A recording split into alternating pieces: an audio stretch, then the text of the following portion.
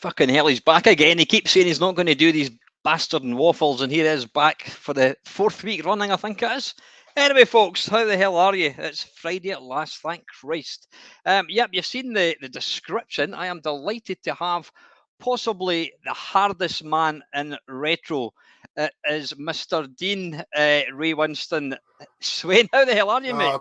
Don't say I'm good. Don't say that. Everyone will be lining up to have a fight with me.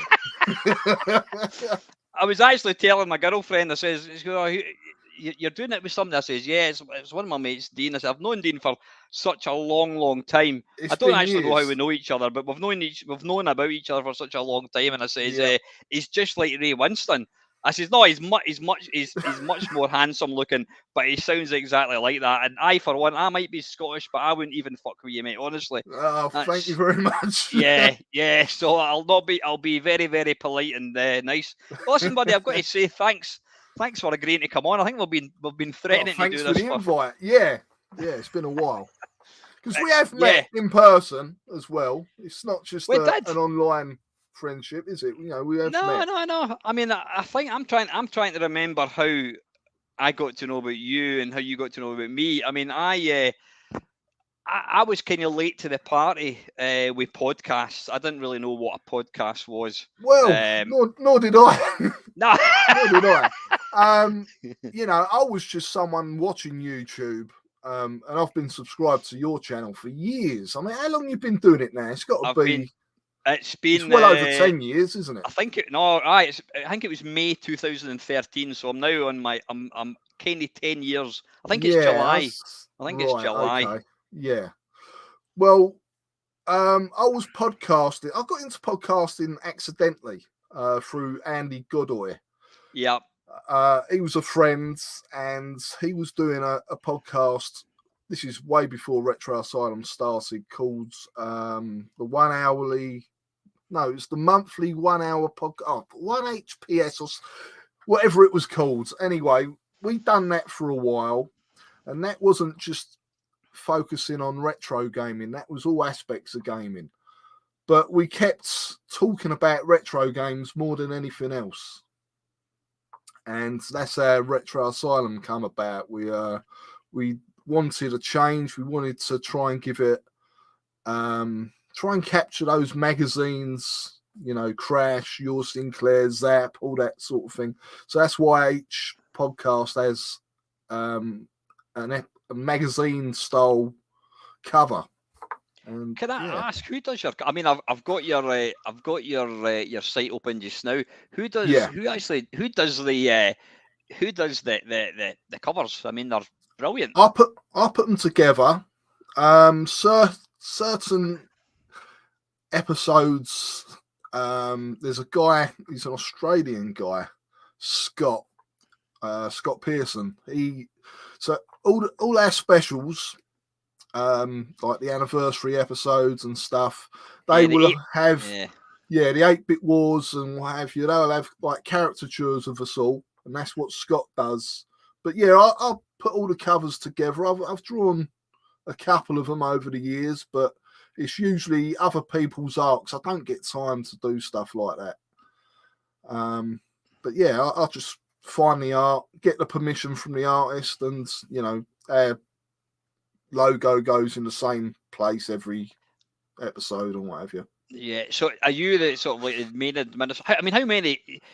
You've got more members than S Club 7. I mean, how many? How many we've had different.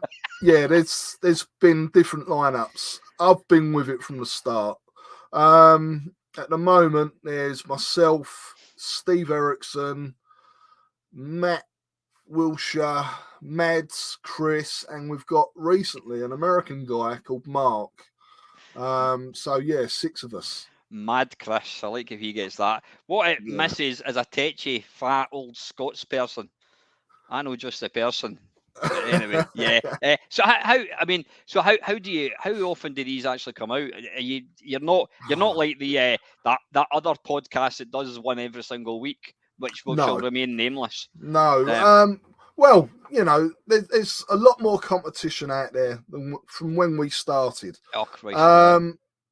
Yeah, they're definitely not weekly. They're like buses, 3 will come along at once. It's basically when we can find the time. They're fairly regular. There's at least one a month because Mads and Chris. Mads is a Danish guy, and Chris is he's a Liverpudlian who lives in Kent. They run the game club section of the podcast, so their episodes go out at least once a month, where they pick a game and all our listeners play it and discuss it. Whereas me and the other guys, I mean, I've got 2 kids, a full-time job. Trying to find time to record podcasts is difficult. We're actually recording one tomorrow night. So who agrees? Do you kind of sit? I mean, you don't sit around? Do you sit around a virtual table and say, right, lads, what's the next one going to be about? Have you got any ideas or what? How do you kind of? Well, with the game club episodes, Mads and Chris, they will nominate a load of games, and that goes to a poll, and our listeners will decide what game we're going to cover. With other stuff, it's just what we fancy doing. Tomorrow night, the episode we're recording, it's just a bit of a get together and a chat. So there's no general theme. It will just be what we've been playing recently, that sort of stuff. It's a bit of a catch up. Aye. I think sometimes these things are the best ones. I mean, I did. As you probably know, Dean, there's a computer club which I go along to once a month, and we did actually do a podcast. I think we maybe did about 10, and they were really, really good.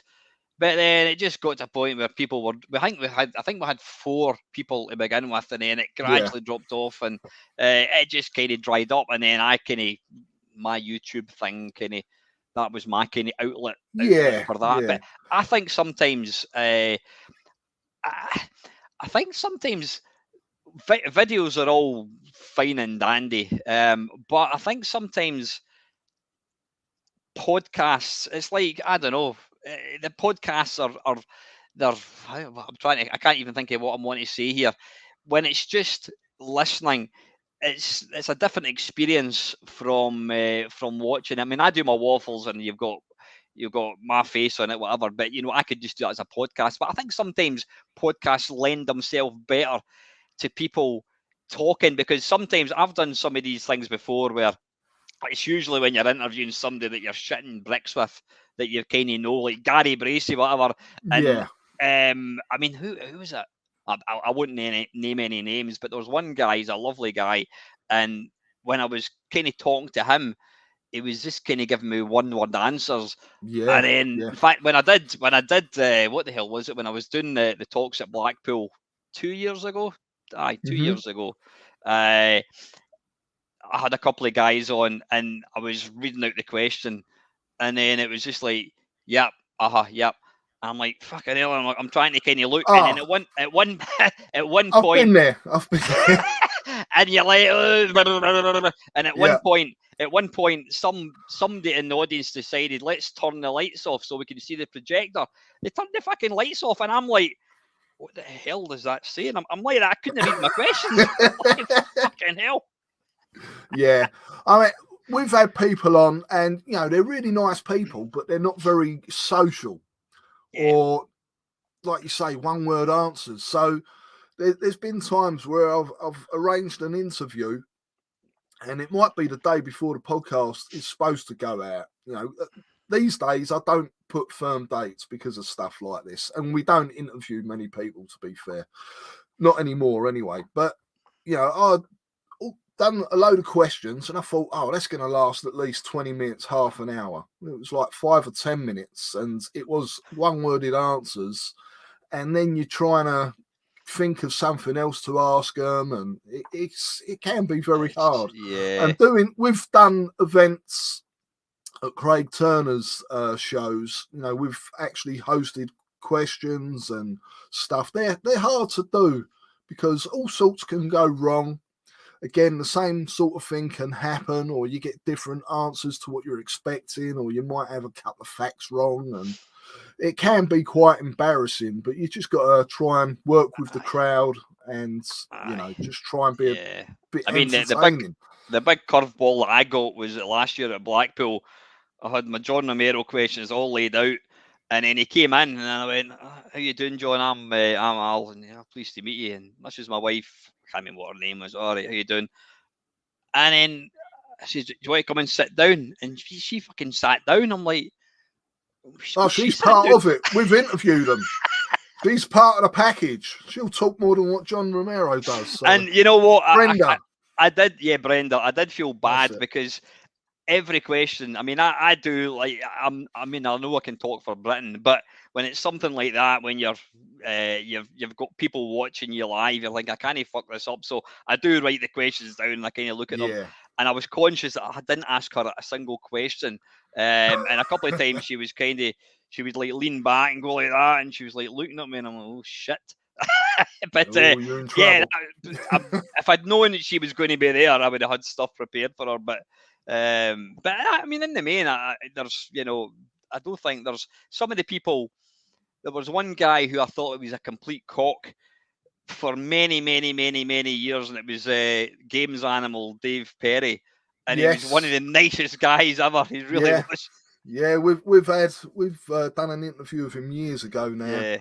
And again, you get an idea what these people are going to be like, because obviously it was on TV, the way he reacted with the Mario, and he sulked, but you meet him and he's actually a nice guy. Yeah, I definitely. And I mean, he came on. I did a charity stream, but I don't like to talk about it.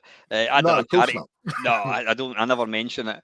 I did a charity stream, and he was on it, and he was great. And I think he gave me 50 quid or something. You know what I mean? He was Yeah. absolutely brilliant. He was brand new. There's only one person. There's been a couple of people I'm going to name and shame. Tony Crowther. He's actively avoided me. I mean, I just go into Facebook and I type in somebody, Martin Galway. Oh, send them a message. Yeah. Martin Galway's read my message and he's never replied. Tony Crowther's, I've asked him twice and I don't ask a third time. I think, if you don't want to come on, whatever. But the only one person I thought, you're a cock, and it was Bruce Everest of Imagine Software. Imagine Software, Yeah. I got in touch with him and it was all very, well, I'll agree to do it, but such and such did. And he was kind of giving me some ground rules. And then he said, oh, I'm too busy at the moment. Give me a shout in 3 weeks' time. And I got back in touch. I said, hi Bruce, how you doing? And I can't remember what he said, and I just like, fuck you, and I just not interested in talking to you, you know what I mean? But everyone else that I've ever kind of had on has been great, really. Yeah, well, you've had some great guests on. Really? I mean, I think I shouldn't be naming favourites, but but some people are easier to get on with than others, aren't they? I mean, Jim Bagley. Jim's he's a really nice guy. And at times he could. Jim, I hope you don't mind me saying this, but sometimes you'll ask him something, it'll be a one-worded answer. But he's such a nice guy, and he's so down to earth. Really nice. One of my sort of proud. I mean, the obvious one, Dominic Diamond. I mean, and I don't mean saying this, I was the first kind of person in the scene to get Dominic Diamond on. And the only reason he did it, and he told me that, was because he accepted me as a friend on Facebook, and he was training for a half marathon. And at that time, I was doing a lot of long distance running, and I was talking and giving him some kind of tips. And then I ended up giving him like a half marathon training schedule. And, that's great, thanks very much. And then when I asked him if he wanted to appear on the channel, he said, yes, I get asked all the time. I never do these, he says, but you were a top bloke. You helped me with your marathon and you're Scottish, so I don't mind doing it. There you go. And I've watched other interviews since. I'm like, I know that. I've heard that story before. Yada. You got in there first. Many ask, Dean, I always usually ask that, have you got a bedtime, or you got a time you say, I need to be away for 9 o'clock, 9:30, whatever? Well, on a Friday night, no. If this was during the week, I'd be saying, I've got to go in a minute, because I have to be up at 10 to 5 of the morning. I'm a truck driver by trade. Oh, are you? I thought it was like a milkman or a bin man, but truck driver. No, I'm a truck driver, and my job is a good 45 minutes away just to get to, and then load the truck up and all that. So that's a cool job. I bet you love 18. It's not. Is it like 18 wheeler on the Dreamcast? Big. I'm only a class 2 driver. I'm not a class 1. So, but yeah, no, it's okay, but it's not what I started off doing. You know, I've had a lot of jobs. You just getting made redundant. You do what you can do to pay to keep bills, food coming on the table. So have you ever? I mean, have you got a YouTube channel? I've got a personal one which I don't update anymore. But that's what I always comment on your channel with, and what have you. But yeah, there is. It's the official Retro Asylum YouTube channel is called. I can't remember the actual address, but yeah, that's where. I mean, the latest video was about the milk bottle spinner. I half-inched a mouse for my work, and my mate 3D printed this. It was actually for something else. So I'm just trying to figure out how. Yeah. See, what I've done, because there's a guy, his name's Andrew Major, I think, an Australian bloke, and he posted it on a Mr. FPGA group that I'm joined to on Facebook, and he mentioned it, and everyone thought he was joking. And I thought, I bet you that works. So I gave it a try. It's actually a Velcro strip that you put a screw through and then screw it to whatever you're using as a spinner. So this is a milk bottle lid. But it works so well. It's unreal. They're about 70 quid for a proper spinner. That's about £1.56 or something, eh? Well, I'm that came from work as well, my mouse. So I didn't pay for anything. You have to wait for the milk to arrive to get the bottle top. Yeah. It'd be a bit like when you were a kid and your mum bought you Shreddies and there was like a transfer. Yes, that's and you just want to get to the bottom of the box. I can empty them all out. Don't even like Shreddies. Oh man. So how did you? I mean, when I started, I said I didn't know what a podcast was. Yeah. And I must have typed in, and I do detest the phrase retro gaming, because you don't refer to Star Wars as a retro film. You don't retro. Gaming to me is gaming. Yeah. And we've got retro in the title of our show, so that kind of kills it. Yeah. But yeah, I mean, at the time, I guess we couldn't think of anything else. Vintage Asylum didn't really work. It's I mean, I when I can be bothered, I'll call it classic video games. Right? If somebody says, "Oh, what do you do on YouTube?" Oh, it's a retro gaming. Oh, classic video games. But anyway, I must have just typed into Google or into my favorite podcast player, retro games, and it popped up, and I remember Andy Godoy, and he's got a really kind of he's got a DJ voice, isn't he? He's got a DJ voice. That's what I was going to say. I was going to say it's me. It's one of my all-time top 10 favorite Spectrum games of all time. That's Andy. He's so I listened to that for quite a while. Yeah, and I remember being quite upset when he was going to retire. He kind of walked away from it. Yeah, I think with Andy, he gets bored of doing something, and I'm not knocking him. We've done, I think it was nearly 100 episodes, and then he decided he'd had enough, and he walked away from it. And then a little while later, he done something on his own, and that's what Andy does. He starts something, does it for a while, has a break, then comes back to it. Whereas I've just carried on going. But I'm lucky in that I've got a team, so I'm not on every episode. We all take the slack sometimes and have a rest, and so we've been going there we started in 2011. I'm not on every episode, but I do every cover. I'm producing the show more or less. So it's time consuming, but this is why I don't really do much YouTubing, because video editing, that's an art, and it takes a lot of time. Yeah. As you know, I don't edit my videos. That's just boom, intro, outro, bang, out it goes. I think you need those kind of videos out there as well. You've got all your slick stuff and what have you, which it's okay if the people know what they're talking about, but you've been around for years doing this. I know that you've got a love for this. I know occasionally you say, I think I've had enough of it and all that, but you've always, you end up carrying on, and there's a passion there for it. You can see that comes off on the screen. You don't need all the flashiness. It's the same as Long Boys Post. It's another channel. Dave sticks a camera in front of his monitor, records the games, sticks them out. Yeah. And it's another channel I watch all the time, whereas a lot of the flashier channels I'm not so keen on. Yeah. Retro Asylum isn't a flashy podcast. Like I say, when we first started, we were the only one at the time.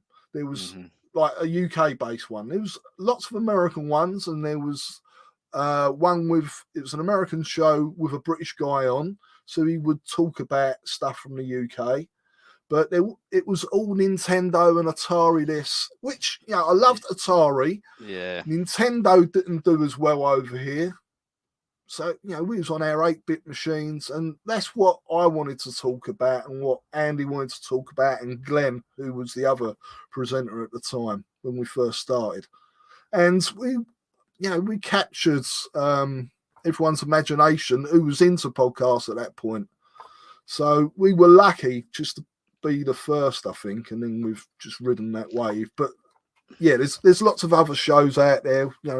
There's a show out there and that do it weekly. Good luck to them if they've got the time.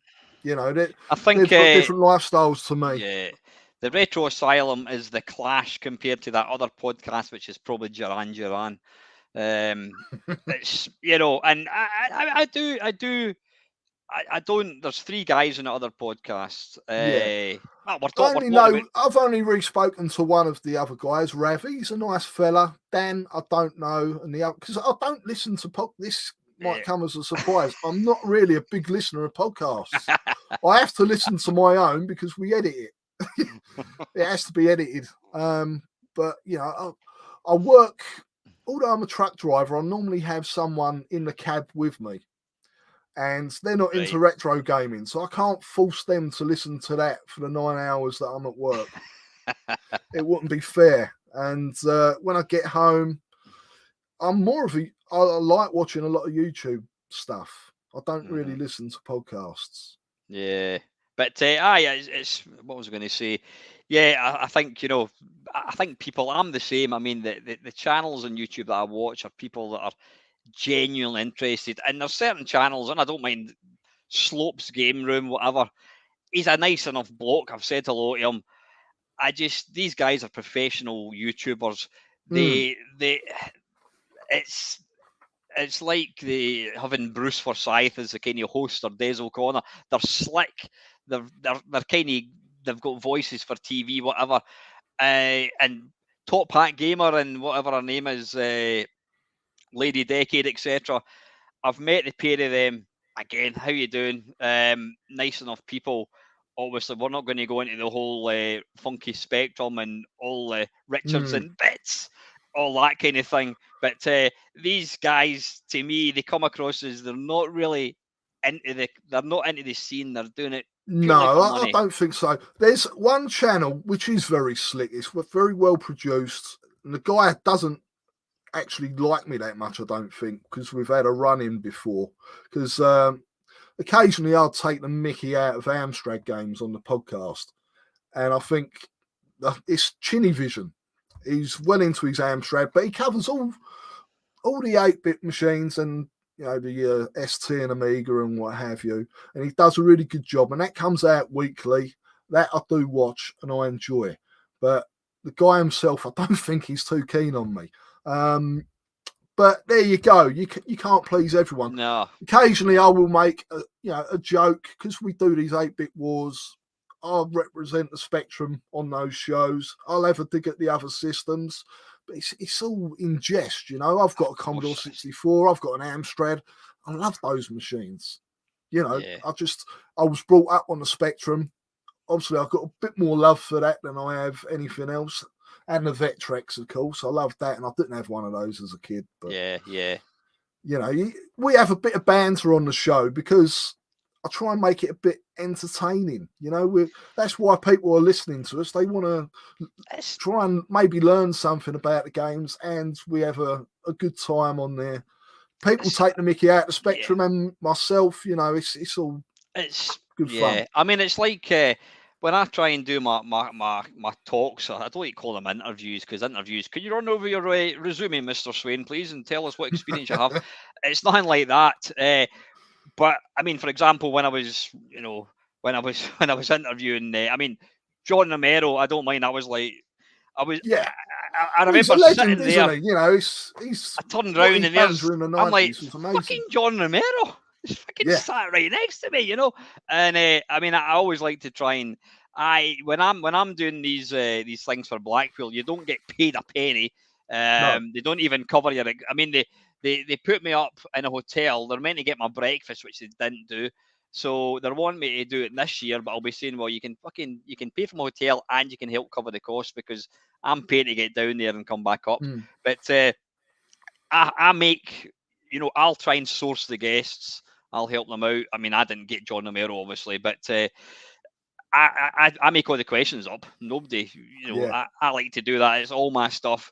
And I like to throw things in, like when I said, I says, Doom, best game ever, Doom 2, fantastic. Dakatana, what the fuck happened there? You're like, oh my God, I don't believe he's just asked John Romero that. And he just laughed. He went, yeah, it was... you've got to. If people think I'm a cheeky bastard, then that's up to them. It's all jest, and I think you have to try and. I don't think people realise how much work there is organising all that. We've done the same before, and we don't do them anymore. Again, like I say, it was for Craig, and Craig, he didn't pay us. But is that sorry, Dean? Is that Is it? Does he do Nerg? No. No, it's not Nerg. He does. Oh blimey, what are they called? They're Revival. Up in Birmingham. Revival.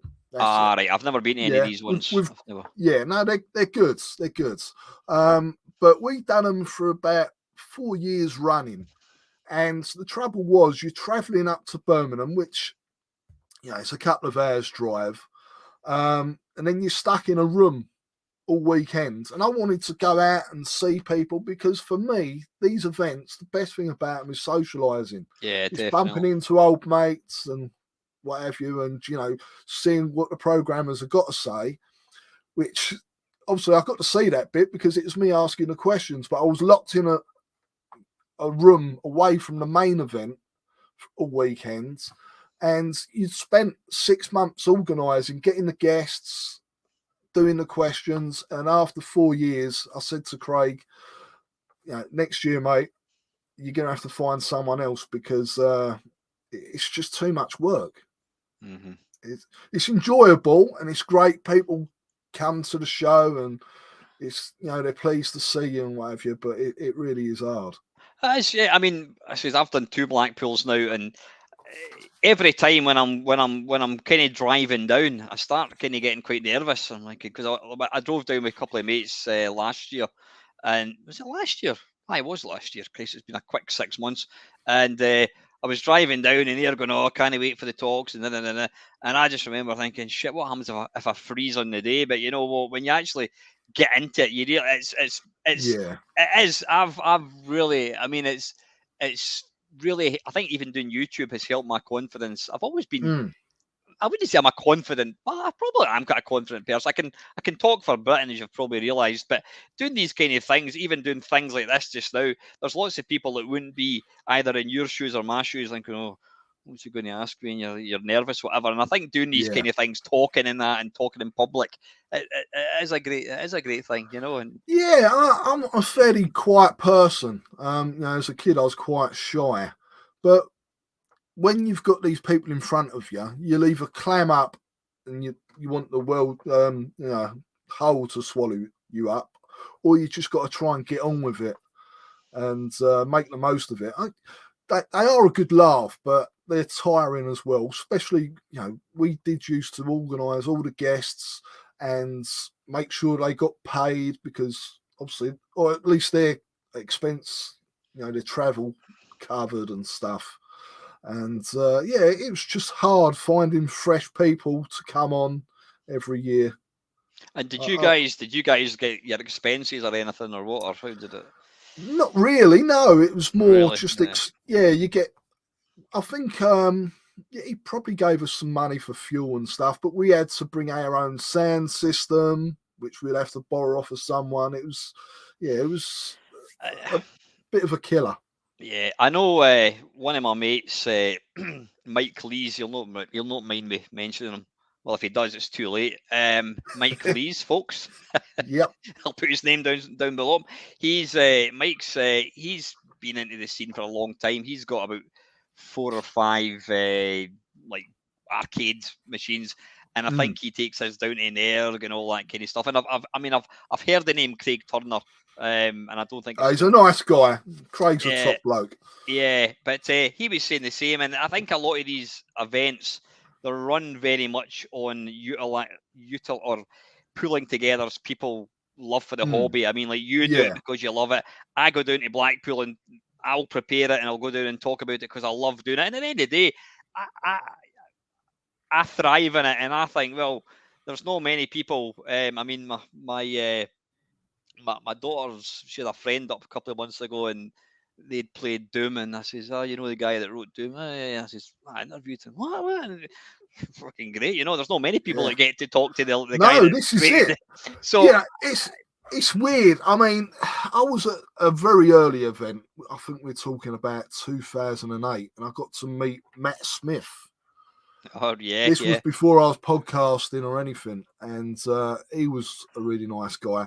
But like with Jim Bagley, I was obviously having a Spectrum. I played stuff like Midnight Resistance, what Jim programmed, and I think back and I think there I was, either a kid or a teenager.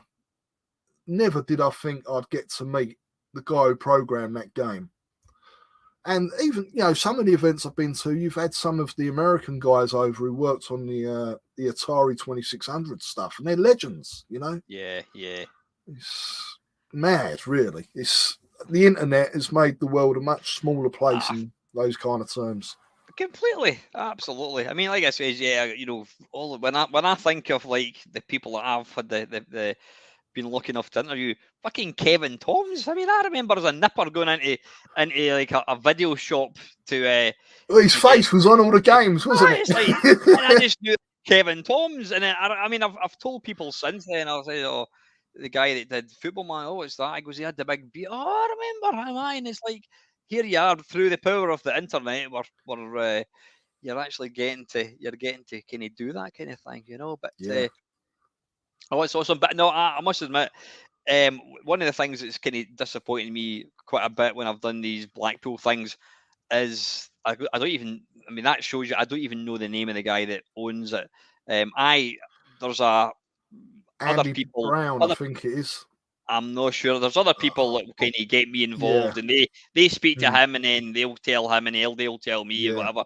But the guy that owns it or that runs it, and let's be honest, they do it as a business. I've never once had an email say, by the way, Al, Thanks. you knocked it out of the Yeah. park, mate. Brilliant. Thanks for Yeah. all your hard work. So I think That's disappointing, I think. we have been up to those ones, and the guy got the ump with me because I said I prefer the revival events are a little bit smaller. It just feels a little bit more personal, and I mentioned that, and he sort of got the ump, and we weren't invited back. Whereas Craig and Chris, they're very hands-on. They'll speak to you. They do thank you afterwards, and usually we'll have a group photo of everyone who's helped in that event at the end of the day or at the end of the weekend. Mm-hmm. So, yeah, I guess different people organise things different ways. I've been invited up to Nerg this year, up in Newcastle. Yep, because you've been nominated. You've got one of the sort of what's it called? I know what it's obviously Walter Day Yep. cards that he does. Yeah, that is awesome. So a lot of podcasters have been nominated this year. I think this is all down to Andy Goodaway. Nah, you know what? There's people that have been doing this kind of thing, and the Retro Asylum is one of them. Been doing this thing for years. I mean, do you find? Sorry, in fact, before I forget, Smith, Matthew Smith, to anyone that doesn't know who we're talking about, obviously programmed Manic Miner, Jet Set Willie, etc., etc. Apparently, he never got a penny for Jet Set Willie. Did you know that?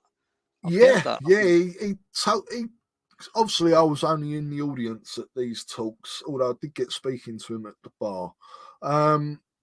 It's quite a sad tale. He done Manic Miner, which went crazy. It was a big selling game. They put him under a lot of pressure for Jet Set Willie, and there was supposed to be the third game, which again they was putting him under pressure for, and another game which eventually come out as Star Wars, I believe. But they just abused him really, and it took its toll on him. Yeah, I remember seeing I think it was either a photograph or a YouTube video, and I was like, holy shit, because he looked like he could have got away with being like the fifth member of Kiss when he was younger. He had the kind he had the long hair, he's quite a chubby face, but then he's looking quite cool. And I mean, I watched an interview, a live kind of interview thing of him, and he was, in fact, it wasn't an interview. He was actually standing up talking, and it was like a bag of nerves, which is completely understandable. And I felt really awkward for him. I don't think he's. He was thrusted into the limelight, wasn't he?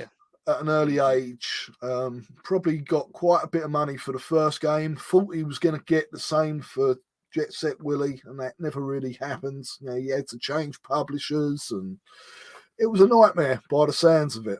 You got to feel for him, but I would love to get him on the show, but I don't want. Seeing how he is, I would not want to put him under that kind of pressure, because I think there'd be big expectations and what have you. People listening in on it. It would almost be the kind of thing you'd maybe want to have, like maybe 3 people in it, and you could Yeah. just talk and then what do you think, Matthew? Whatever, yeah, because I suppose you need to think about the guys that we're kind of talking to. They were like bedroom coders, and Yeah. some of them are super like shy. They probably got into coding games because they don't like what do you call it? Being they don't want to they want to shy away from the kind of Yeah. being I famous. think Joffa Smith was the same. I actually spoke Yeah. to Joffa Smith a lot online via email. Did you? Because, by the time he Yeah. died, you didn't really have this kind of technology. There was video conferencing, but we used to email each other because he was on the World of Spectrum, and this was when I was trying to get a remake of Double Dragon started up on the Spectrum, because I love Double Dragon, and the Spectrum, all the 8-bit versions were a bit rubbish. And again, being able to talk to the guy that programmed Green Beret on the Spectrum and Cobra and all these great brilliant games. Yeah. And he seems right down to earth, but I know he went to an event and sorry, my voice is going. Just have a quick drink. Yeah, he was a very shy person, and I don't think he could cope with the crowds and stuff, Mm-hmm. But yeah, it was great to be able to speak to him when he died, because it was quite sudden. He was ill, then he went to hospital, and I was away on holiday when he passed, and it's such a shame. He was such a nice guy to speak to. Yeah. I'm just laughing there. Alex Constantinu, how you doing, Alex? In fact, but listen, sorry, we've been completely ignoring people in the stream. I'm quite bad for that. And he's saying, there we go. Yeah, well, Dean Swain always pictured him as a 20-stone bloke with a beard. Cheers. There you go. You're less Eddie Hall, more Zac Efron, mate. How's that? There we go. That's my long hair these days. I've grown it back as if I was 20. And I did notice a comment earlier on. Where is it? Not that tosser. Not that Cockney tosser. What's he doing on here? That's a nice man cave. There is a loft conversion or a big shed. I think you've told It's a shed. It's a shed. Yeah. And Ox is asking, am I going to Nerg this year? When is Nerg, Ox? I don't know when it is. That is a very good point. Let me have a look. I probably will. I've been at the last two. And it's always a. I've never been. Oh, you need. Wait, sorry, but I know you may not want to see that. Is it far for you to travel? Oh, big time. I'm quite open where I live. I live on the border of Hertfordshire and Essex, in a little village. Right, has it got a date? Sorry, I'm just looking. So I was hoping you're going to say you live in Albert Square. That would just be perfect. No, I'm from Hackney, East London. Hackney. I live Hackney. Hackney, right. Yep. Sorry, I'm just trying to look for the date. It's the 8th of July. Nerg. Right. Take a wee note of that. Yeah, 8th of July. So, yeah, I'm from Hackney. I lived there for 27 years. And because of the house prices in London, I could not afford to live in London at all. So I had to emigrate out to Essex, like a lot of EastEnders do. Mm-hmm. So, yeah, don't get me started on house prices and posh people coming in and taking over, making all the house prices go up and pushing you out of your hometown. Not that I'd want to live there now anyway, but I get one of my. I'd like to have the option to live there. Do you know what I mean? My girlfriend, her son, he lives in Camden, and I'm down there. I've been down there about 3 or 4 times in the last probably. I bet you can't wait to get back home, can you? When you go. You know what? I had an absolute blast. I went down there. I've been down twice with my girlfriend, and then the last time I went down with my daughter, and we were going down for 5 days, and then she decided after a couple of days that she'd had enough of London. So I said, right, that's fine. Right, so she went home. So there was me in a flat in Camden with 2 cats. And I had an absolute bloody ball. I mean, one of my mates, Del Boy, who's on this just now, he came down to meet me. And I went to a show. I went to see Back to the Future. I went to stand up, sat at the front. And yeah, I had an absolute ball. And I must admit, I love London. I think if I was if I was, well, I was going to say 30 years. Yeah, if I was 20 years younger, Yeah. didn't have any kids or any, I would probably love to live in London for 10 years. Do you know, growing up in London, it was great. And I used to think, living out in the countryside, how boring. I would never do that. But, you know, when you've had quite an exciting scene, you know, clubbing and pubs and all that, and you know, silly things used to happen all the time. But once I did move out with my wife, you know, out to somewhere quiet, I got used to it, and I quite enjoy the quiet life now. Playing games and talking about them. Is it just me, or is it when you're in the house and you're thinking, fucking hell, it's 11:45. Oh God, I better get to my bed. It's like a Friday night, and you're like, I better get to my bed. 11:45. You were just getting ready to go out. Well, I used to think like that, yeah. These days I don't. Like I say, I have to be in bed by 10 o'clock, otherwise I can't get up in the morning. But yeah, years ago, you know, I remember one morning, it was a Sunday morning, it was about 20 to 6, and I'd just come out of a nightclub and I'm walking home, and a mate saw me, and I can't remember, he thought I'd been to work or something, I think, for the night. Yeah, it's just managed to get a lift off of him and back home and used my mum and dad's place like a hotel. So did you do much in the way of 24-hour games? Was there any like early 8-bit games that it was all consuming? You would do like play constantly. I remember. I can't stand the games anymore, but I used to like the Dizzy games, and I think it was Treasure Island Dizzy. Me and a mate, we was probably about 12, and he stayed around mine till about midnight, and his mum knocked at the door. Where's my son? Why ain't he home? And dragged him out. But no, I didn't like leaving the Spectrum on for too long, because it'd probably melt to the table or something. Go on fire or something. Yeah. I think I have recalled or regaled this tale before. When I got my first Commodore 64, when I got my Commodore 64, I had a couple of games for it, and they were both absolutely bollocks. And then I met a guy. I was working in a supermarket, and he was collecting the shopping trolleys like I was doing. And he mentioned that he had a Commodore 64. He had 70 games. I'm like, how many? 70? I'm like, fuck it. You must be loaded. They went, no, they're copies. I mean, people never refer to it as, I mean, I'd never heard the term piracy until video games came along. But anyway, this said bloke said, I'll come up to your house and I'll bring my C90 with all these games. And I'm like, oh, brilliant. I didn't have any, I can't remember how I did it, but we didn't have a double cassette recorder or anything, but I think I must have, I don't know, it doesn't matter, but he came to my house, and then I said, he put in a couple of games, and he put in this Donkey Kong game, and then I said, can I copy your cassette? And he went, well, you've not got anything to give me, so not. And I thought, what a cunt, you know what I mean? Wow. But anyway, so I said to him, right, so he loaded up this Donkey Kong game, which at that point in time, it was like, wow, it was like arcade perfect. And I actually left my computer on. I left it on that night. I went to school.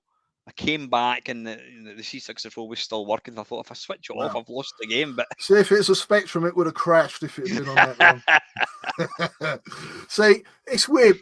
My friend's got a job on, because I lived quite near Roman Road Market, which is a famous market in East London, or at least it used to be. It's barely there anymore now. But there was an indoor section, and he worked on this stall in an indoor market that sold computer games.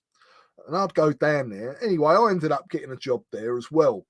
And the guy who owned the stall, he actually had a shop on Canvey Island, which is about 30 miles away in Essex. So he would bring the stock down and leave us two Herberts to run it during the day, and then he'd come back of an evening and grab the cash and take the stock back with him. But as soon as he'd disappear, I would get all the new releases off the shelves, run home, which was about a 20-minute walk, and I had a double cassette and copy everything and get back just in time before he got back. So me and my mate would have all the latest games, and we were selling them at school. And my mate had a +3, but he had a tape deck with it. But he had a multi-phase 3, which was like an interface, and you press the button on it, and it saved the games to disc. Because the games on disc were like 15 quid compared to £8 or 7 quid. Yeah. So he was getting blank discs and just saving them all that way. So yeah, we done some dodgy things. I can't beat that. I mean, before. I mean, the thing is, and probably like yourself, Dean. I mean, I've been in this hobby before, like your big shops sold computer games. Back then, it was just like independents. And the guy that owned the shop, he was an Italian guy. He stocked kind of Atari games, and then eventually started stocking.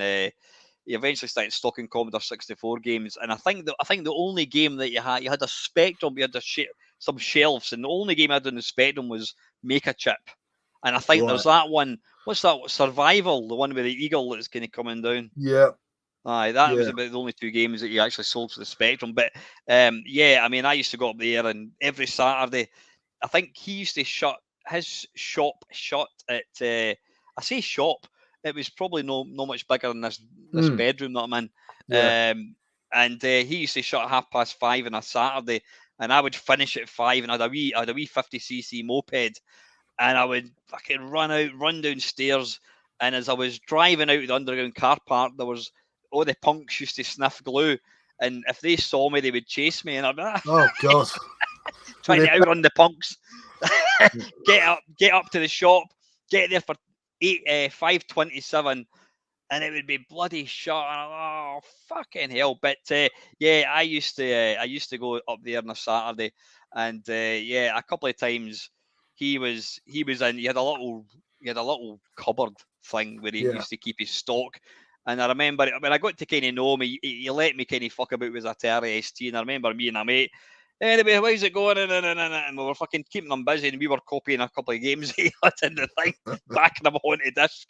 And there was one time, I can still remember the game, Ranarama. Do you remember that? It's like a kind of gauntlet clone. Actually, I had that in Atari ST, took it home, tried to copy it. It wouldn't copy. So I peeled the label off, took it back, and went, "Oh, right, this isn't working." And he's like that, and he's looking at the disc, and he's like that, and he's looking at me, and he's looking at the disc, and he went, "I know what you've done." What? You fucking chancer, right? I'll give you your money back, but don't ever do that again. I think the dodgiest thing we've done, there used to be, well, it's still there, it's a train station called Homerton. And it was right next to a W.H. Smith's distribution place. And if you went up on the platform and then slid down a lamppost, it took you right into this W.H. Smith's distribution warehouse, like the outside of it, and they had a skip. And they used to chuck all the old magazines. And really? we're at the station one day, and I've looked down, and this was Your Sinclair had just come out, the first issue, and it had a tape on it. It was the first cover tape. I think it's Rasputin they had on the front of this magazine. Anyway, there was a bundle of them in this skip. So I said to my mate, "Here, look, there's a bloody bundle of magazines down there. They've all got the tapes attached." So he slid down there and he's passing them up to me. And the guys come running out, shouting at him. He's slid back up this lamppost with both holding bundles of magazines, and we had to jump on the train to get away from them.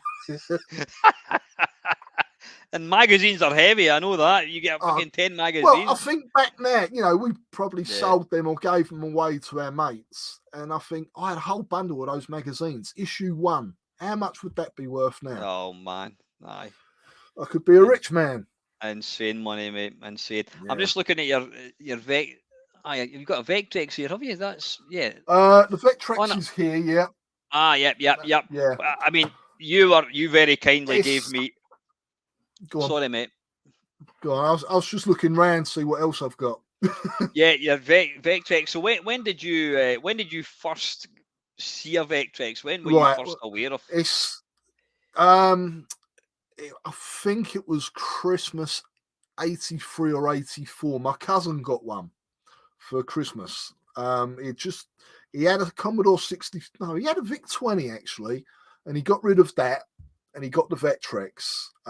He didn't have any games other than Scrambles. You had what's the built-in one? Mindstorm and Scramble, and I played those Christmas night, either Christmas 83 or 84, and then I don't know what happened to it. He used to get stuff and then sell it on a lot of the time, so it probably just got sold on.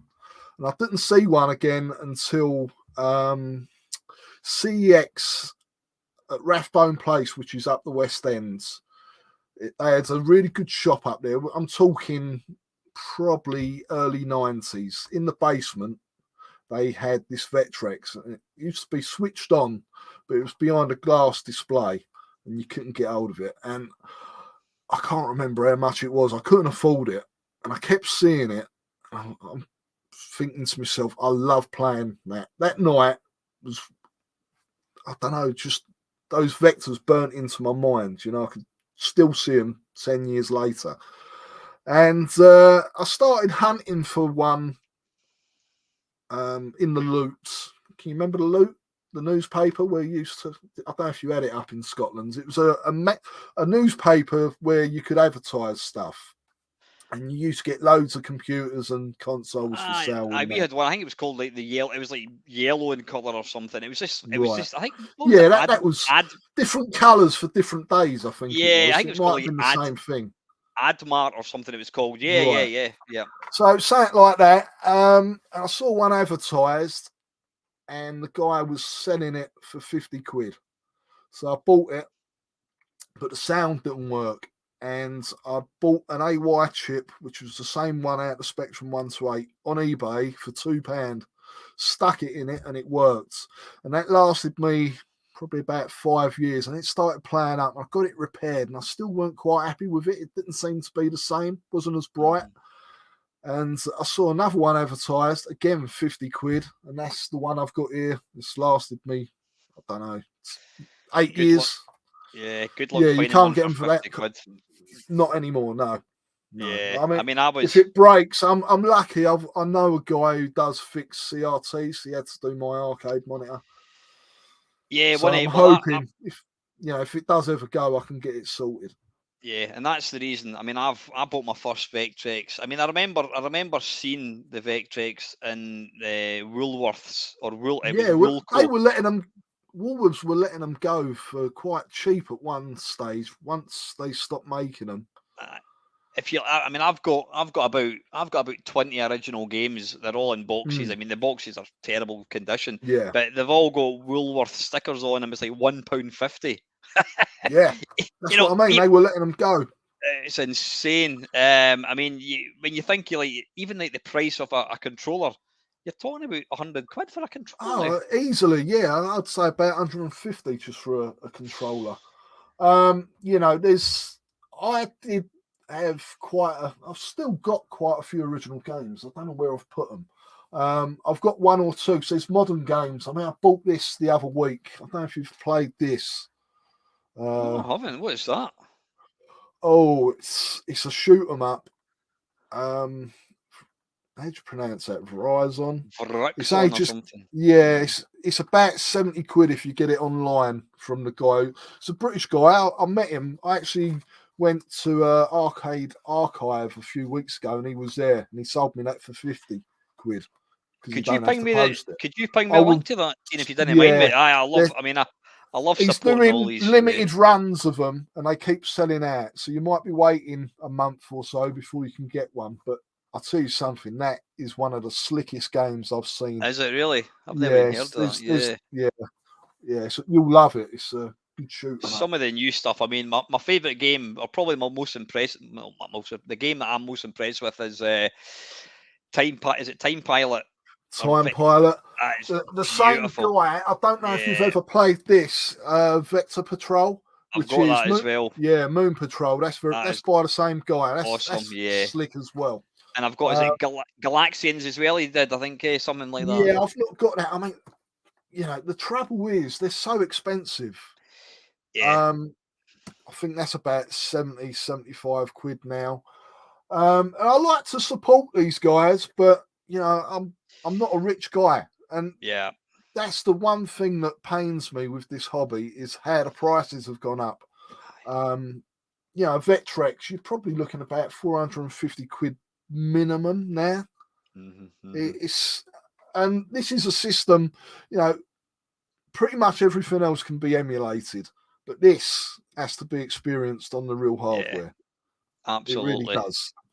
So, you know, there's a lot of people who would love to have one who can't afford them, and I feel for them. I was lucky enough to get one cheap years ago. I couldn't go out and buy one now myself. It's I've actually, it's out of my price range. Yeah, I mean, I got my first Vectrex probably 2002, 2003 when nobody was interested in them, and it was a guy on, I think it was on, I can't remember if it was on eBay or whatever, or Gumtree, and the guy was selling it for 100 quid, and it came 11 box games. You know what I mean? Yeah. Oh, I'll have that.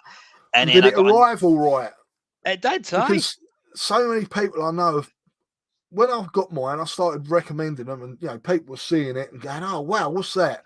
And they'd get them, and they'd turn up broken, you know, because they weren't packaged too well in the post. Yeah. I sent as you probably know, I've been selling off a lot of my original hardware, and I sent off, what the hell was it? An Amiga 1200, and I literally bubble wrapped this thing to within an inch of its life. I mean, you could have probably got it and threw it on the floor, and it would have just bounced. And I bubble wrapped everything. And when it turned up, the guy sent a photograph. He goes, "Great news! It's in perfect working condition, but look at the state of this." And it was completely fucking smashed in the box. It was completely pushed in. It's it makes you wonder what they do at these places while they're in transport. I know. It's terrible. But so I did actually at one point own 3 Vectrexes, or is it Vectri? Vectri? I don't know, but I would love another one, and I'd love a Vec Fever.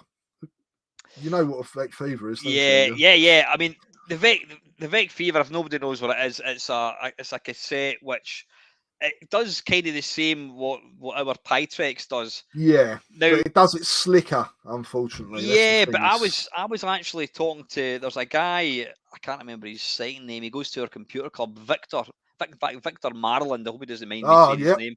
Do you know Victor? Yeah, good mate. Good mate. Oh, right, excellent. Well, you've.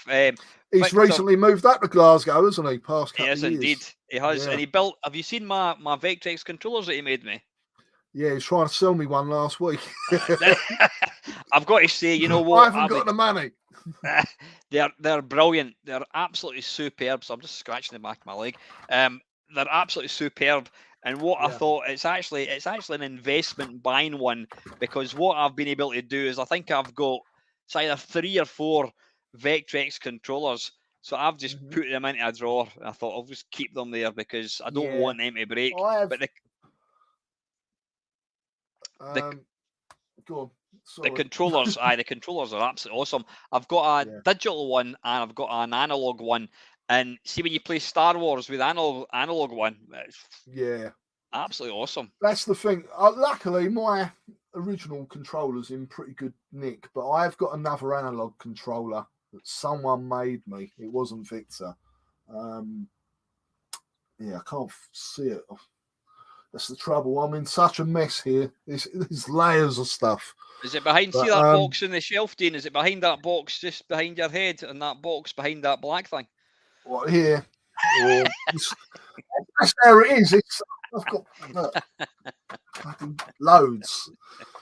Do you know? I mean, since I got the Mister, I've got so much stuff that I'm not using. I'm really thinking of getting rid of the NES, the Master System. I don't know. I'm in two minds, you know, because I won't have to afford it to get the stuff back if I do want it again. Well, you've probably watched some of my waffles, and I've been debating for such a long time. But you know, I've turned into a boring fart. You can probably see the Mister behind me. There. Yeah. So mine's under a TV over here. I would pull it out, but it'd break. But you know what? it's a double-edged sword. You were going on about how the daft pricey everything now, and it is. It's all about supply and demand. So I thought to myself, I'm not getting any younger. I'm a complete twat when I can't solder. People go, oh, yeah, you need to change the capacitors. I'm the same. I can't do any of that. No. I have to find people to do that. Maybe the extent of my technical will be velcroing a milk bottle top onto the back of a mouse. Well, that's it. If anyone wants a USB spinner milk top velcro thing, I'm your man. So I just thought to myself, you know what? And I've still, where the hell is it? Oh, it's down there. A PC Engine, and as is anything electronic, it works, and then the next time you use it, it doesn't work. And I thought, oh, you know what? I'm sick of things breaking. And then when I did get my Mister, I thought, you know what? I will gladly, because people were saying, oh, you're going to regret getting rid of your Amiga. Not at all. Absolutely. Well, you know what? Maybe in 30 years. Oh, sorry. If 30 years time, I'll be about 85, so it's unlikely. We'll be 20 years time, maybe 20 years time, when I'm talking to my grandkids and I'm saying, oh, I remember that. And then you bring out a Commodore Amiga. Oh God, I remember that. But right now, as a person who likes to play video games, I don't miss the Amiga at all. I mean, I sold my 3DO and that paid for the Mister. Yeah. And the way I look at the Mister is, and again, I'm becoming a boring old bastard talking about this.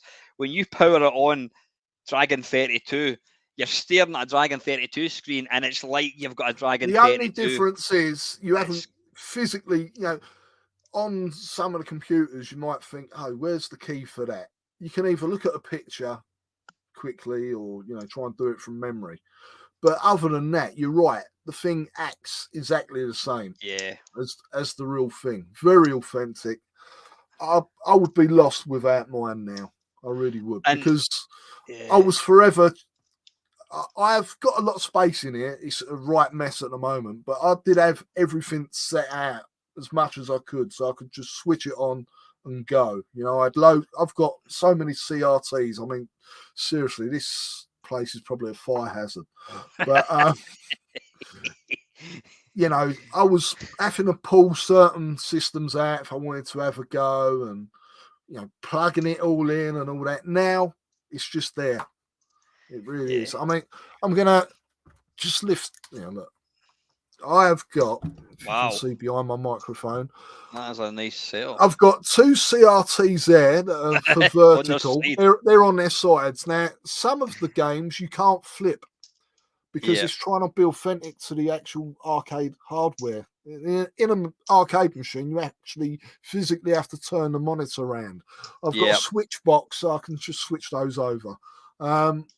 That's my vertical CRT there in the middle, this one. And that's for PC gaming. I've actually got a PC monitor there. So, and I've got an arcade machine there. But it's just, it's very, very good. It's a nice setup, but I absolutely don't. I'm going to continue to get rid of stuff. I mean, I think that I'll definitely keep my Commodore 64 because there's just there's something about certain things. I mean, I've got the because computer-wise, I had an Atari 2600, and then I didn't get my first Spectrum was a Grey Plus 2, which my mum and dad bought me. And I've still got that. That's up there and it works. And I would never, ever get rid of it because my mum and dad bought it for me. Yeah. That's my first computer. It's not my first console. I had actually my first console. I've still got it here as a Binatone. Is it the burnt orange one, or have you got the posh one, the brown one? It's the brown one. Yeah. No, that was the one with the gun. Ow! I've just got to plug a USB lead into my headphones. They're running out. Bear with me. Where's the port? I do apologise. I'm just actually looking behind you there, Dean. You either that man cave of yours is either massive and you've got 4 or 5 full size arcade cabinets, or are they miniature? They're miniature. Right. They're quartercades. I thought they were full size, but they were miles away. No, a lot of people say that when they see. You would certainly get your steps and walking back and forwards to these if they were full size. I've actually got another arcade machine, a jammer cab, but in my kitchen. I've got quite a big kitchen. It's a small house, but the kitchen's huge. So that sits in the corner. Off the So I'm kitchen. lucky. So Yeah. I was going to But say I'm you've got. bringing it down here. So, because my other one's horizontal and this is a vertical cab. Because I'm quite picky trying to play these games. Yeah, They're mostly you've got RCs as well. you've got two arcade cabinets and a very understanding missus. Yeah, I'm very lucky. Which is hard to find. These are harder to find than a Vectrex, trust me. Which is why I've only got. It's why I am now single and I've got three cabinets in my kitchen. Well, there's been times I've nearly been single over it, so she's not that understanding. Just you actually touched on a subject. Do you remember there was a guy, Luke Morse? Do you remember Luke Morse? Name rings a bell. He was an American guy. Well, he probably still is American, unless he's changed whatever it is. I was going to say religions. He was one of the very, very early people that I used to watch on YouTube, and in fact, he looks like Oscar Pistorius. Apart from he's got two working legs. But I remember he had, like a lot of these Americans, an absolutely insane collection of machines.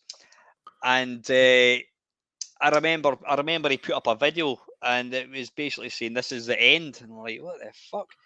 And his missus just walked out on him because he was effectively addicted to his hobby.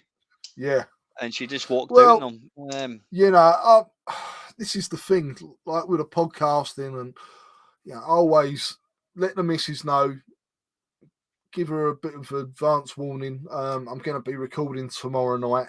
It's once every few weeks. It's not all the time.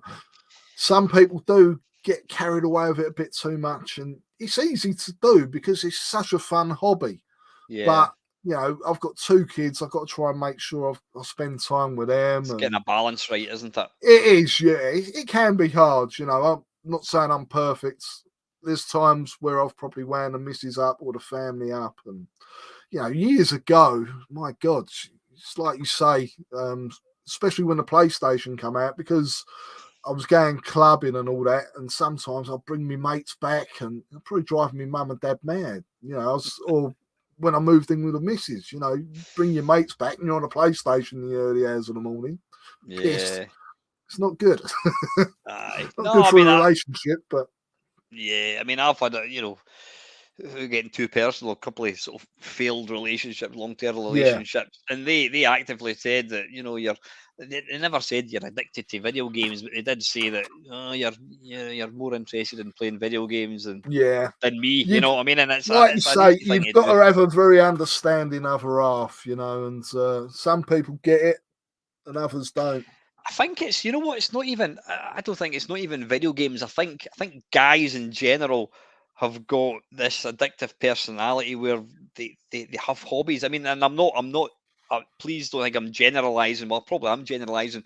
A lot of women, when they get married, their focus becomes the kids and the house, and they're quite happy to sit and watch Strictly Come Get Me Out of Here on a Saturday night or fucking See, I think most blokes would rather be doing something else, but the guys who I work with, they're not into this whatsoever, and they think I'm a geek, and they don't see the appeal. It's not everyone's into it, obviously, but those who are. It's interesting because, like, when I was at school, when I was at school, it's interesting because people talk about the playground wars. I'd left school. I didn't have I had actually left school by the time I got my computer. But me and my mates were, I think, virtually everybody. Well, no, that's not technically true. There was people who were like 18 years old who weren't into computer games. They were more into pulling women, and they were looked like bloody George Michael, and they went to the dancing and all this kind of stuff. Whereas geeks like myself, we were into video games. But there's very few of my I'm still mates with probably about half a dozen guys that I was mates with when I was 15. I'm going out for a drink with them in about 2 weeks' time. But yeah, they've all kind of left the hobby, whereas I'm still into it. It's never left me. It's a weird one. You okay, mate? I don't know if can you still hear me? Sorry, my sound cut out there. Oh, no problem. Is but that bouncing back? My headphones have run out. Is the sound bouncing back? No, it's absolutely fine. Right, I'll just leave it on the speakers then. That's good, mate. Listen, just talking, you didn't want to piss off your missus. I don't want. No, it's all right. That's fine. Is she watching EastEnders or something? No, she'll be pissed off at me regardless. I remember when Sensei Soccer came out, me and my mate, we would take it in turns. He would come to my house on a Tuesday night, and I'd go to his house the next. And we would, I'm just going away. Right, okay, what time are you going to be back? I'll be back about 10:30. Right, okay. Fucking 1 o'clock. Fucking hell. And then you tiptoe into the house, and then go, what time did you come in at last night? Oh, I think it was 11:45. That was funny. I looked at the clock and it was 1:30, and you weren't in your bed. Caught you out. So these the computer club you go to, what time of night is that on? It's 7:30 to 10:30. I mean, it's only 3 hours, and you know the best it is. It goes quick though, doesn't it? Yeah, it does. We go along. I mean, I hate to say this, but it's turned into the Raspberry Pi Mr. Club. Yeah, but it's convenient. It is, and the thing is, I don't. In the early days, I mean, the guy that started it, a guy called George, he decided 2 years ago that he didn't want. He was kind of he's a bit like he just had Andy enough. Goodway. He's had his fill with retro, and he stepped away from it. But when in the early days, he put an advert in the paper saying anybody that's I want to start a computer club, and I saw the advert, went along. So there's about 5 or 6 of us turned up to this computer club, and it's been going now for 10 years. And in the early days, I mean, this is ridiculous when I think about it. Do you remember? Well, you know Chris Wilkins. I bought a MAME cab. Chris used to make, in his previous life, Chris used to build MAME cabinets. Yeah. And I actually drove down to, what's it called?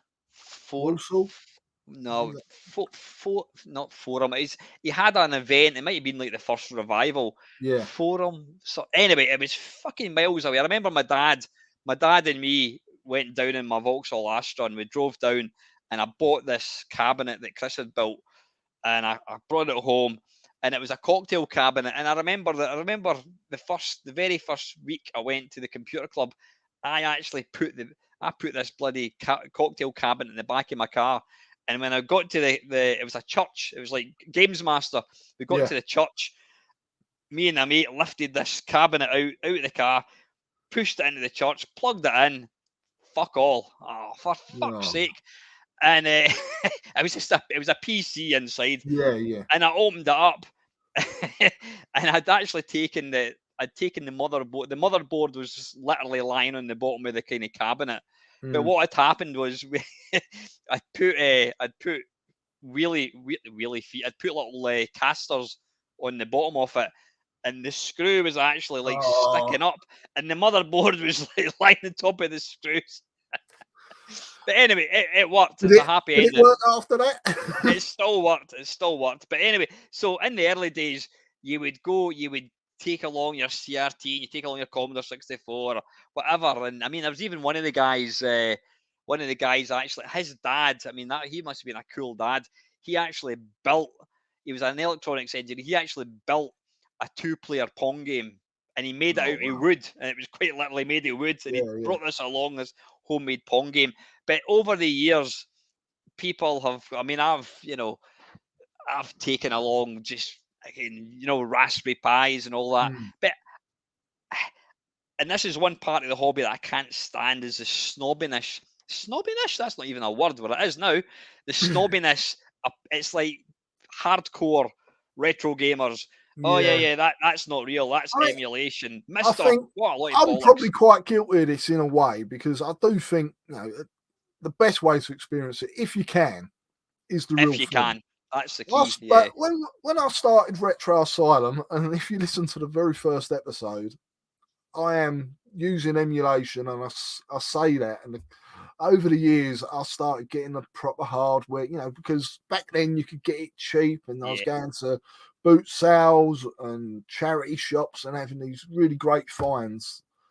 And I probably was a bit of a snob, but since I've had the Mister, like I say, unless it's the Vectrex or hardware that isn't currently doesn't currently have a core on the Mister, then it's the Mister all the way.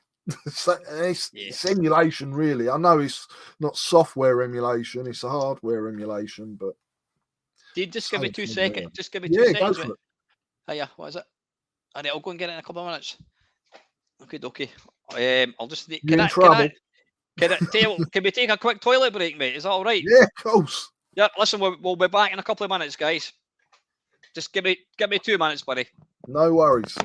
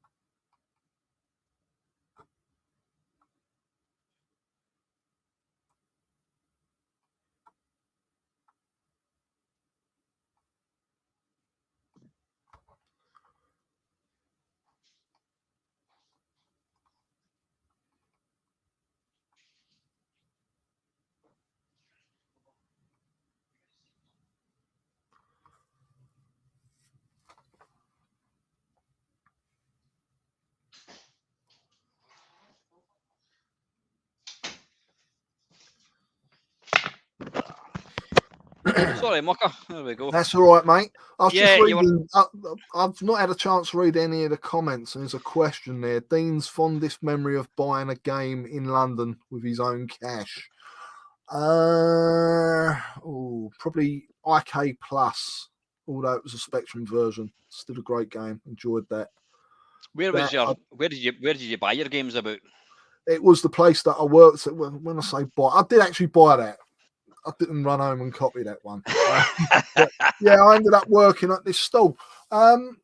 It's weird with Atari games, and I was probably I definitely weren't buying them myself, but I don't know where it was up there. But the only place I could find Atari games in the early days was record shops.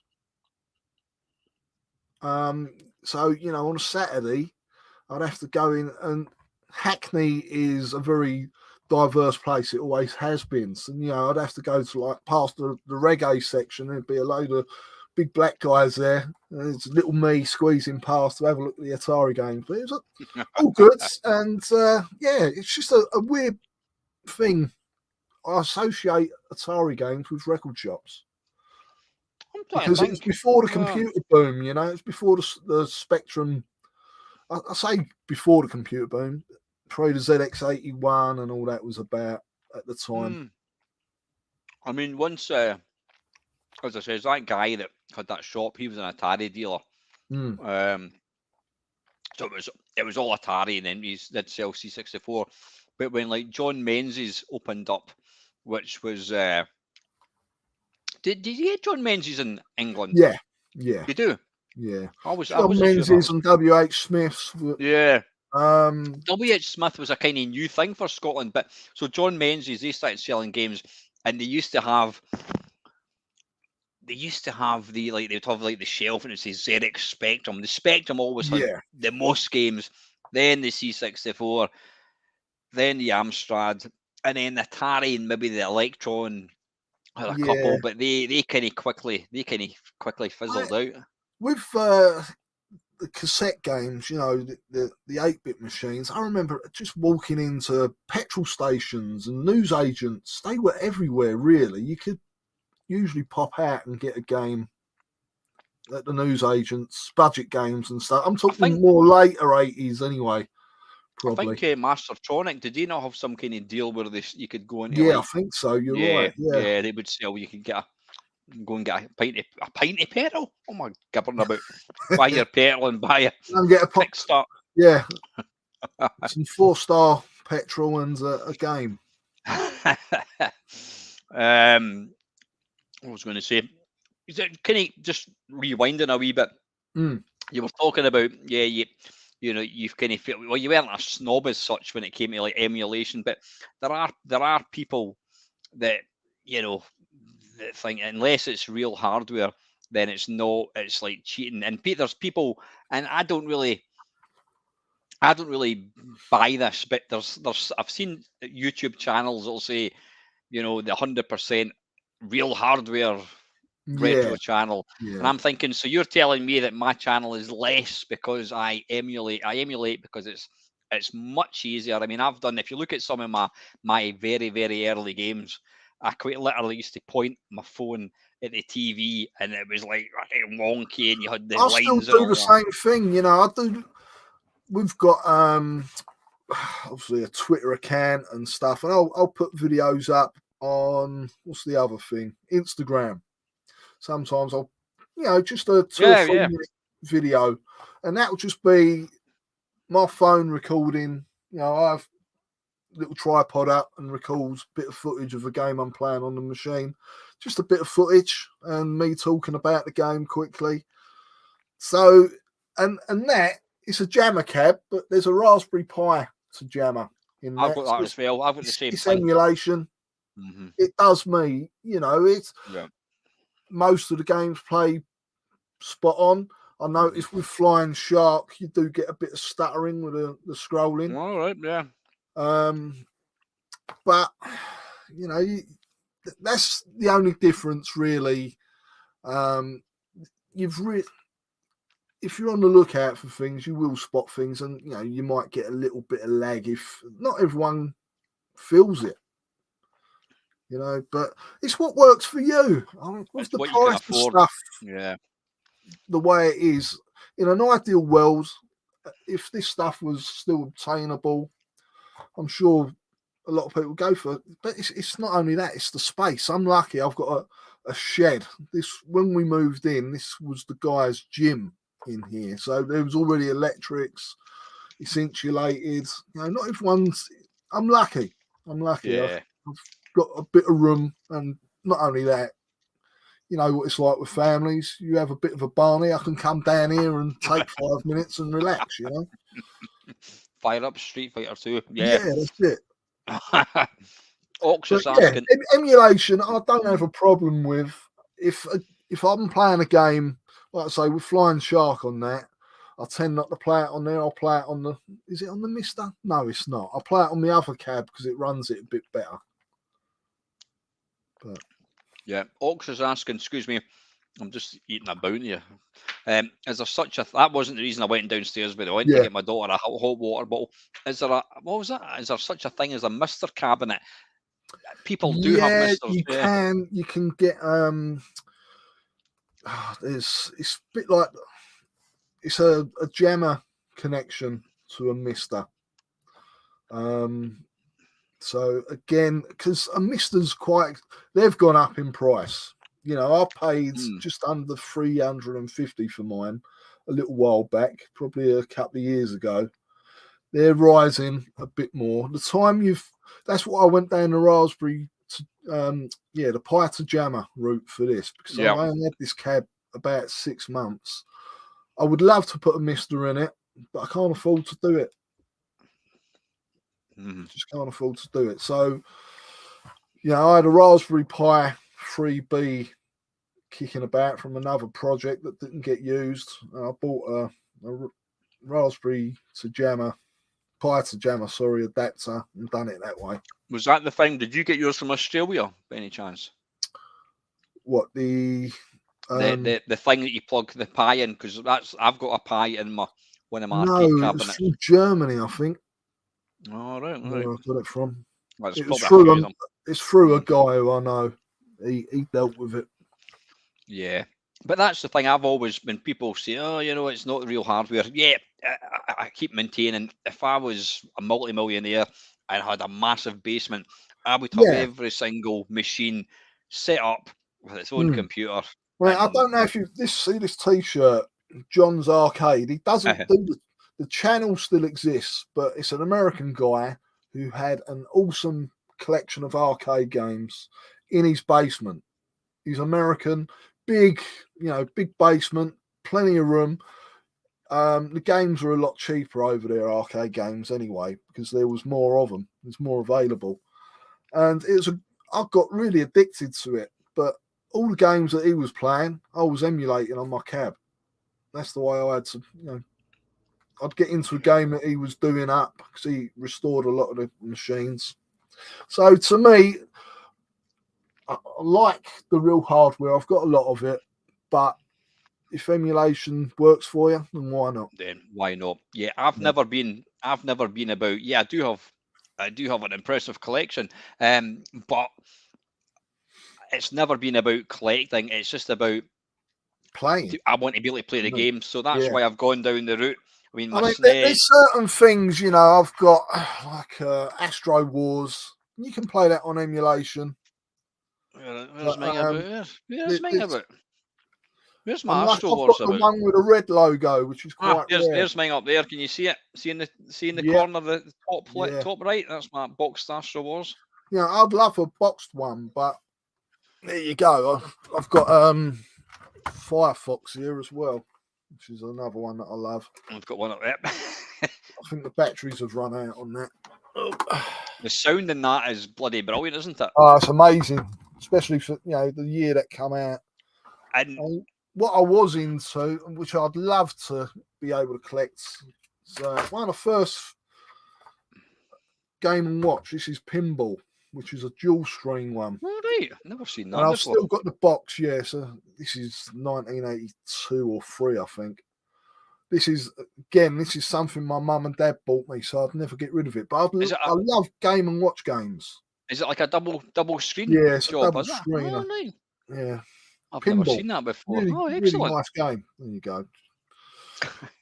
But, still got the box for it. I don't know where I've put it.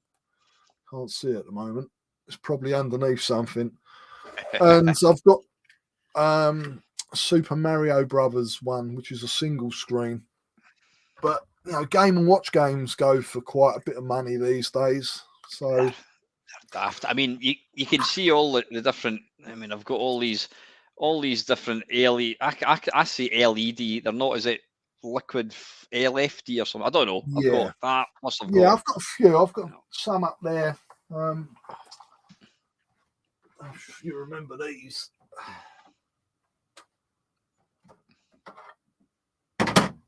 knocking stuff over. But these two. There's mine up there. Yeah. You can see mine's got the same too. Brilliant. Tomitronic stuff. I've got a few of. See when you power that white one on, it's got the wee blink, tick, tick, Yeah. and the sound just takes you right back to, like, I don't know, 1977. Yeah. Can you hear that? The batteries are fading, but this was handheld gaming, wasn't it? You know, before the Game Boy and even the Game & Watch, I think. These were great. Cutting edge. I know, that was the only way we could ever experience arcade games in the home. But getting back to the whole snobbery thing, I've never been about collecting games for the sake of collecting them. I collect games so I can play them. So when I could get a cartridge or an Evercade, whatever you want to call it, that I'll always do that. So I've got these for my PC Engine, my SNES, my Commodore 64, all these kind of things. And I just look upon the Mister now as an extension of that.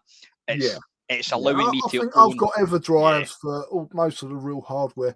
You know, if you've got the money and the desire, it's like a lot of people collect the Hit Squad games. Now, my mentality was, well, they're budget versions. Surely they shouldn't be worth as much as a full price release anyway. But a lot of people like collecting them. Or they go for full sets of games. Now, you know, you go for a full set of games, you're going to get a lot of really rubbish games. But are you ever going to play them, really? I've never been a collector for this. I've never been a collector. I collected hardware to play. Yeah. But, you know, I wasn't a big games collector. I just bought the games that I wanted to play, which are usually good games, not rubbish ones. Yeah, I mean, I've got a mate. He had a YouTube channel for a short time, but he bought a Pitfall for the Atari 2600 a couple of years ago, and it was like brand new. It had never ever been opened. Yeah. And he went, well, I've got this, and he says, anyway, I know this is going to upset a lot of people, but let's open it. And he just fucking ripped the cellophane off it. He goes, because these are designed to be played. And see, when I see these like 100% complete collection of Dreamcast games, and they're all sealed, that is such a fucking sad thing to do. Video games that meant to be played, not collected. Play it, don't display it. That was our motto on the show for a while. Exactly. There's Dale asking, thinking back at your video game years, what was your favourite year and why? I don't know. That's a really hard question, because you look over the years. I think 1987 was a good year. That's because Double Dragon and Renegade come out. Yeah, those both. No, Renegade was 86. Double Dragon was 87. It's hard to say. I mean, there's so many good games from every year. You know, I've got memories. I remember going out and getting Pitfall 2 on the Atari 2600, and that was the first game I completed to the end. You know, I could actually finish that. Is there an end to the game? Does that actually finish? Yeah, you collect all the bars of gold. And when I say end, it loops. You know, you start again, but you do actually complete it. Which, you know, most Atari games, you just carry on going and going. But that did have a kind of an ending. Yeah. What I mean, what was your sort of like route from? You had your Binatone, then you got your Spectrum. Yeah, I had a Binatone, which I mean, it's always it's got a little chip in it. And I always remember that being the case. So I think this might have been a cousin's, and it's been handed down to me when I was really young, you know, probably 4, 5 years old. Then I got an Atari, which was definitely my cousin's. I remember my mum and dad bought it off my aunt, and it came with a load of games. This was, I was quite spoiled. I was probably only 6 or 7. It was 81, 82. Wow. When I got that. And I didn't buy any games for it for a good 2 or 3 years. You know, I think Pitfall came out in 84. Pitfall 2, sorry. I remember buying that and Keystone Capers probably a good 6 months later. And Hero I definitely bought. So yeah, it was Binatone, Atari 2600, and everyone had a computer. My best mate had a Spectrum. He got that he had a 16K machine, upgraded that to a 48K machine, and I used to play Mugsy, School Days, loads of games on it, and I kept saying to my mum and dad, please get me one, please get me one. And it wasn't until the Christmas of '87 I got the Grey Plus 2. And that was my first Spectrum. So I had that, and then when I started work, which would have been early '92, I bought an Amiga 600 with my first paycheck. I walked into a really good job. My first job was really well paid. Got the Amiga 600, and I remember I went out and bought RoboCop 3 for it, and it didn't bloody work. It wasn't compatible with a 600. You were the person that actually bought it. I had a pirate. Get this right. It come with that dongle, wouldn't work. So what I've done, I went out on a Sunday morning down to Brick Lane, got the copy, and that bloody works. So the original went straight back to the shop. I got me 25 quid back or whatever it was. And I remember. I stuck with copies pretty much after that. I do remember when I spoke to Gary Bracey, and he said that. He says that it had been pirated before it even came out. Yeah. And I think it sold really badly. And to be fair, it was, well, I don't know, I'm saying it wasn't. I quite enjoyed the game, but the film was dire, wasn't it? RoboCop 3. So, well, I thought you were going to say RoboCop. I was going to say, wash your mouth out with soap, man. Mate, I'll tell you something. RoboCop's one of my favourite films, and the Spectrum version of RoboCop is superb. Yeah, I prefer it to the arcade machine. A lot of people argue with me over that. Yeah. What do you? And I asked you this before, and you might have heard me saying that. Double Dragon. What do you think of the Game Boy version? I think it's bloody brilliant. I like it. It's based on the NES version, which it's fairly different to the arcade game, but it works well as a handheld game.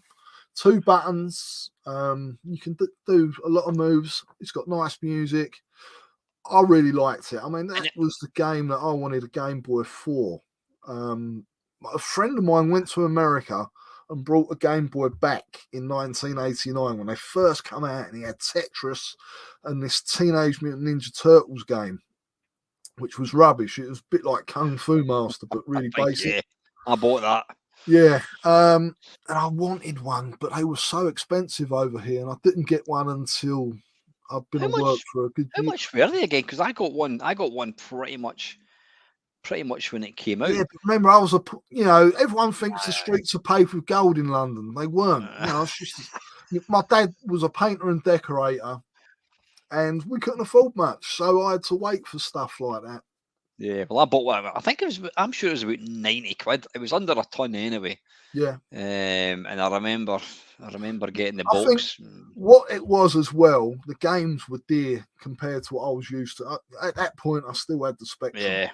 So games were like between 7 and 10 quid, and paying £25 for a cartridge was dear. Aye, you had to decide. It was a tight get, basically, even at that age. And you couldn't run home and copy them and then run back again, could you? Do that back then. No. I do remember my cousin was copying Sega Mega Drive games onto floppy disk with this device that he had. So he'd go down to the video shop, rent a game. I can't remember what Magic something or other this thing was called. And you'd put the cartridge in and you'd see these lights go over. And when they was all lit up, it was done. You backed it. A game would have to go onto like 5 floppy disks. And you needed this special device, obviously, to load them up. Yeah, I know there was such a device for the SNES.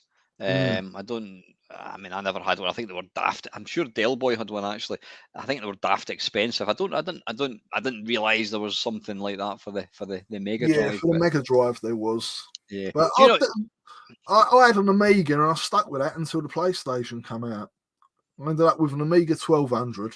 So I had the 600.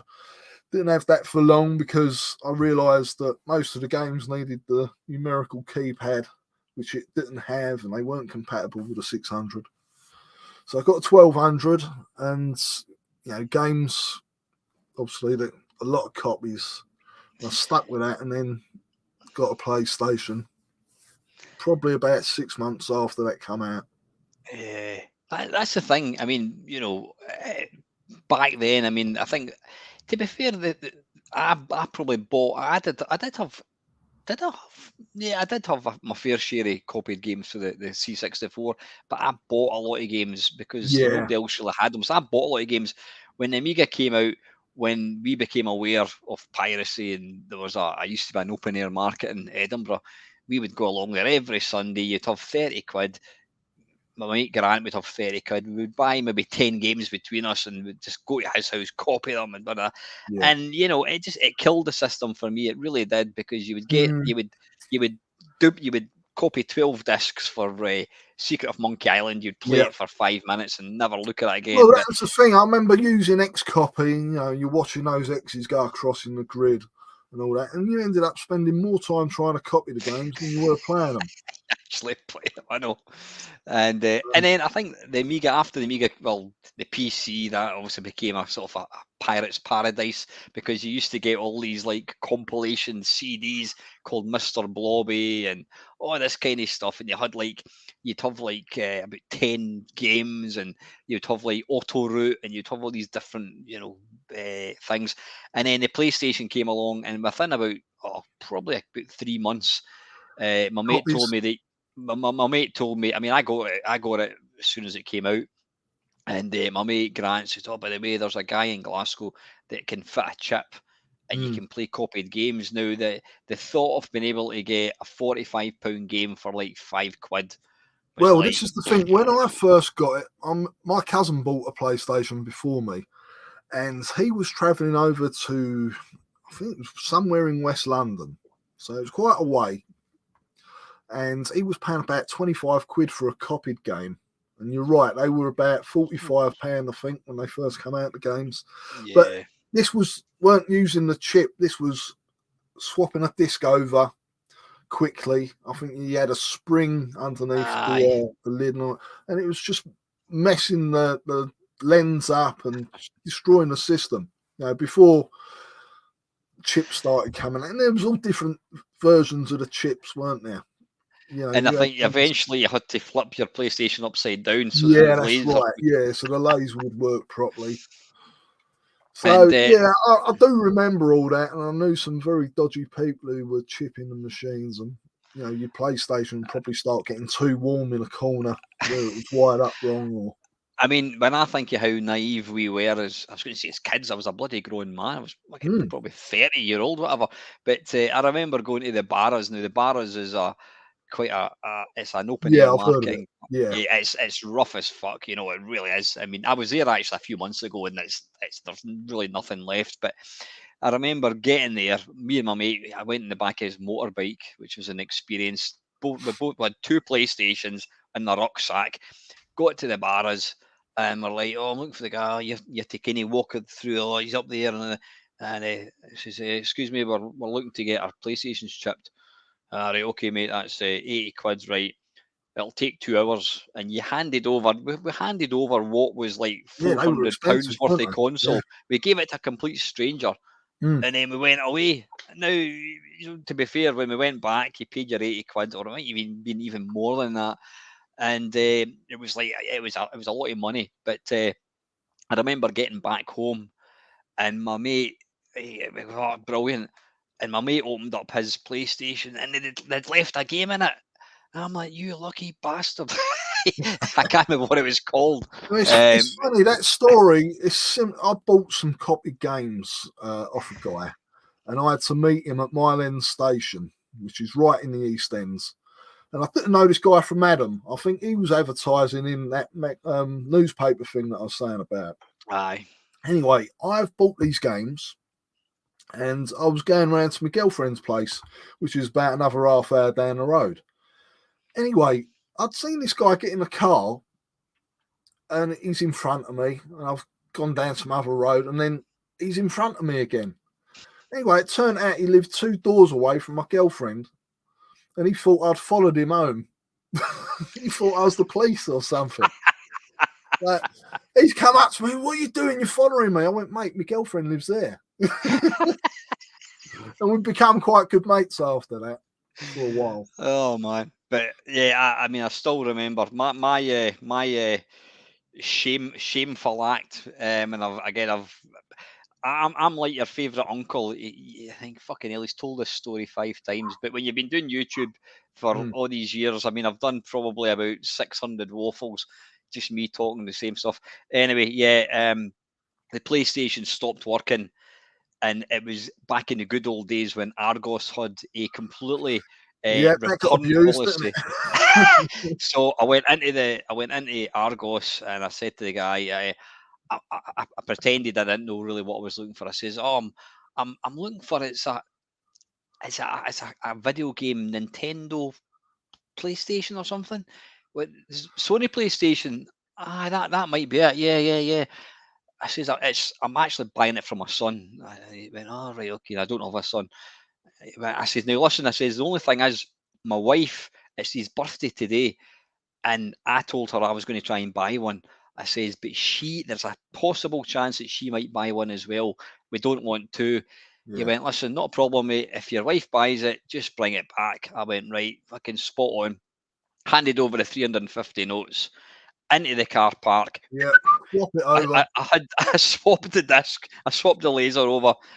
I went back 10 minutes. He went, "Oh," I went, "You fucking wouldn't believe it, mate. She's got one. She's just been on the phone." He went, "Not a problem, mate. There we go. You got your card. I'll just debit your card." So if you were that kid that got the broken PlayStation for Christmas, I do apologize.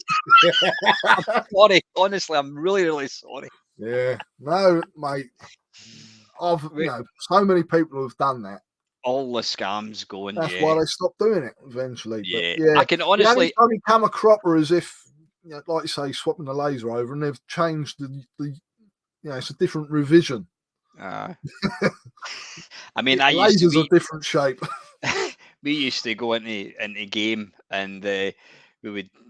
I mean, it must have been. I don't know if it was a PlayStation game. This was before. I mean, when the open air market started selling games, it was so easy. You just went and you had this big book, and you'd go, "I'll have Ridge Racer 2, I'll have Tekken 4, I'll have blah, blah, blah." And you pick. But back then, you had to go into a game and you'd buy a game, and then you'd take it back and say it wasn't working. And then they got this. I can still remember she was bloody scary. She looked a bit like Elvira, and she was the manager of game. And I remember I says, "Oh, I bought this game yesterday and it's not working." And I could see, and she's looking because we used to get the kind of cling film, and you'd peel it that really gently, and you'd try and hang it out. She was like that. That's been opened, and she'd be like that, looking at me, going, "I'm onto you, son." And like, "You're shit yourself." And that scuppered. That was the end of my copying games and taking it back to game again. But yeah. There's been times though where I've bought, it's like with the Dreamcast, I weren't buying copies because they weren't doing copies at the time, although that is another system that filled to copies. But yeah, I bought a game, I can't remember what it was. I think it was Shadow Man by Acclaim. Yeah. I bought it, took it home, played it, and I thought, this is a load of rubbish. I've just spent 50 quid, and I took the game back, and I don't think I even swapped it over. I just asked for my money back, and they got a bit funny about it. I said, "Look, I'm not being funny, but that game's rubbish. I want my money back." And the store stood for it, but you couldn't do that these days, I wouldn't have thought. That was a thing that I actually thought. I can't remember. It was when I was talking to somebody. It may have been Gary Bracey, whatever. I was talking about games, and I said that was if you buy a TV or a pair of shoes, and you go, "Fucking hell, you're cutting into my ankle," or the TV, the picture's shit. You'll take it back. You'll say, "Listen, that's crap." They'll give you your money back. You couldn't do that. You wouldn't. No, you had to swallow it, especially. Yeah. You remember what it was like in the 8-bit days. Screenshots may vary. Being a Spectrum owner, you always got Commodore 64 and Amstrad screenshots on the back of games. You couldn't even see what they looked like if it hadn't been reviewed in the magazines. Yeah. Down on the artwork alone, how many times I got stung. You know, sometimes, a lot of the times, it was budget games. It was a couple of quid. You'd swallow it. Yeah, And sometimes you took a chance and it was a really good game. But yeah, there's a lot of rubbish. Like, one of the biggest disappointments for me was, I was going to say Double Dragon, but Renegade 3. Now, the first two Renegades on the Spectrum and the Amstrad, not so much Commodore, sorry guys, great, but Renegade 3 is rubbish, and I felt like they had robbed me. They kind of went back in time. It was like in the dinosaurs and that kind of stuff. Yeah, I mean, it wasn't as much as, you know, it's really silly, that side of things. That wouldn't have bothered me if the game had played okay, but it didn't. It was slow. There was less moves. It was just rushed out rubbish. Do you think they just ran out of ideas? They were just trying to milk it for all it was worth? Well, I think for starters, it was a different development team. Mike Lamb, who programmed RoboCop, done the first two Renegade games on the Amstrad and Spectrum. Well, he done Target Renegade on the Amstrad. He done the first two on the Spectrum. Really good programmer. You know, RoboCop, superb. And it was a different team, and I think it was probably a side project for them, something they've rushed out over the weekend or something. I don't know. Just sort of saw one there. Dale Boy was asking there, thinking of all the joysticks and controllers we have used from VCS to Xbox, which was your most unreliable and which one was your most expensive? That's easy. With the Spectrum Plus 2, because it was made by Amstrad, they changed the ports. So on a 48K and a 1 to 8K original machine, you had to have a Kempston interface, and you used Competition Pros and Cruiser joysticks like this one. Now, Amstrad, with the CPC, they had already made their own joystick, and they rebranded it for the Spectrum. I think it's called an SJS 100 or something. So it's SJS something. And it was you had to select Sinclair on the menus or define the keys, and it come up as numbers. That's right, Sinclair joystick. But they were hollow crap. They were really cheaply made rubbish. You couldn't get diagonals on them. If you pressed too hard, it'd snap. Horrible joysticks. And another joystick I've never liked, and I'm going to get a lot of hate for this, was the original Atari joystick. I found them really uncomfortable. But a lot of people love them, and that's what they will still want to use. It's what I like about it is become the icon for a joystick. If you get a joystick, it's always an Atari. It's a lovely. I haven't got any. I would like to get some just for that look. But you haven't got an Atari joystick? I haven't. No, and that says a lot. When you're sending me the link to whatever it was we were talking about, the Vectrex game, ping me your address and I'll get one off in the post to you, mate. I think I've got about 4 or 5 of them. Mate. Yeah, appreciated. What was I going to say? Yeah, I mean, it's again, I think it's nostalgia. I never had an Atari 2600. My mate did, and he left it in my house overnight for one night, and I played Pac-Man and Combat. Yeah, I played that solid. See, back then, it's funny, you know, people slag off Pac-Man on the Atari, and looking back, it's not like the arcade game really. Back then, I enjoyed it for what it was. Exactly. And it's, you know, see, anytime I get a new bit of hardware, doesn't matter what it was, as soon as I got my Steam Deck, what was the first thing I did? I fucking downloaded all the emulators.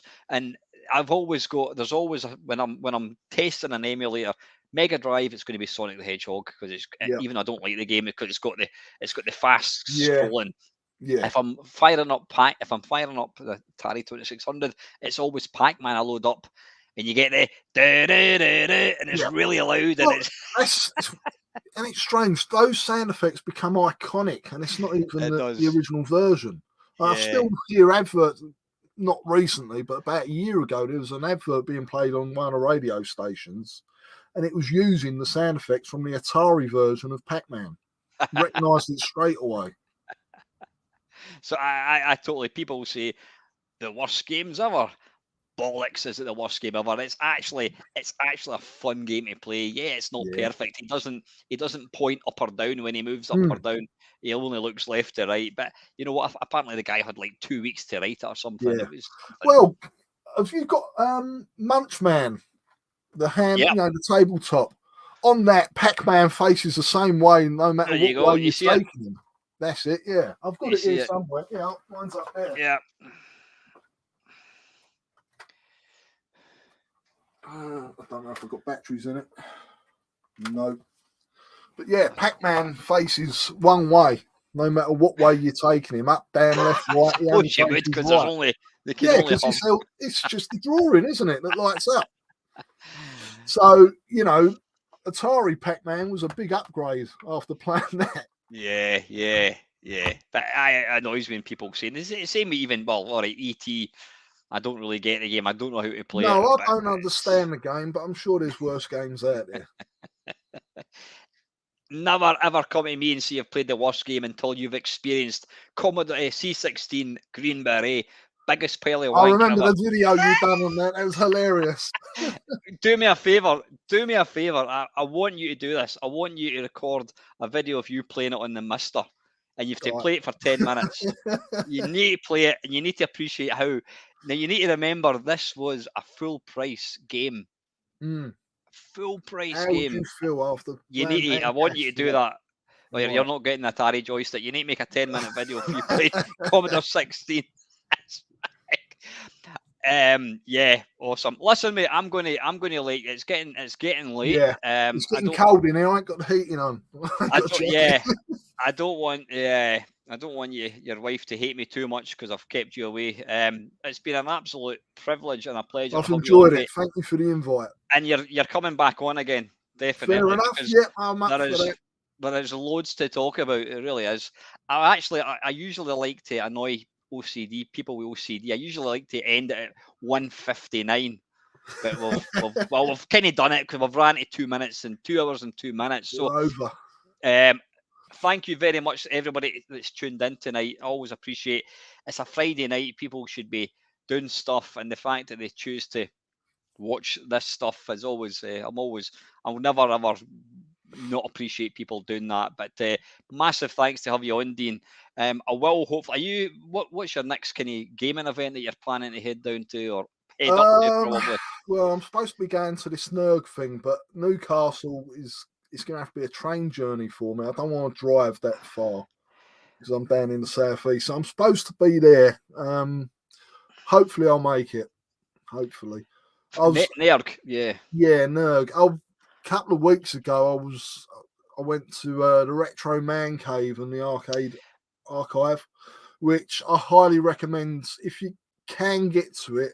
It's far down. It's pretty far down. It is far down. Yeah. It's it was a couple of hours drive for me, and that's going up. So I know it's hard to get to, but if you are ever down that way, give it a visit. They're really good. I've got to say, Neil is. I do watch Retro Man Cave. Neil's. I don't know the guy, but I like him. I think he's. I've met him a couple of times. I'll tell you something because it was Alex's. Alex runs the archive, the arcade archive, which is downstairs, and I had tickets for that. But I've met Neil a couple of years ago, only briefly, but obviously through the podcast, he knows me. And I pulled up in the car park and he was there sweeping up actually. And he said, Dean, because I got there really early, so I wanted to beat the traffic. It was a bank holiday weekend.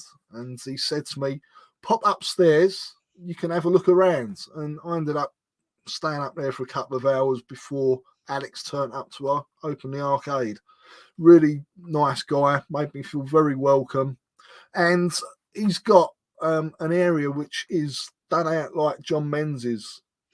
I've seen that. Yeah, it's like the old fashioned. Yeah, it's like stepping back in time. It really is. Awesome. Just seeing all the systems laid out nicely. It's what I would love to do with some of this stuff, but he's got the room, and it's really good. Well, that's awesome. But let me know if you can meet there. What's the one that you're definitely going to? Is it Revival?